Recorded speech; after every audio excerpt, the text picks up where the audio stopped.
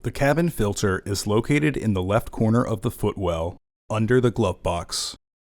Remove the kick panel by pulling along its edges in order to release its securing clips. To remove the housing door, push down on the bottom tab, then unclip the top. Remove the old filter from the housing and clean out any debris inside. You will need to compress your new filter in order to install it into the housing.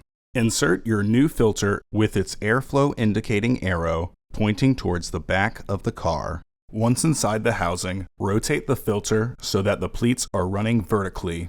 Once installed, the filter will expand back to its original shape. Reinstall the housing door. Make sure the tabs are secure in their catch. Reinstall the panel by threading the base in, then push in on the clips to secure the panel. Order your parts today at filterheads.com. Also, please like our video and subscribe to our channel so you won't miss any new content.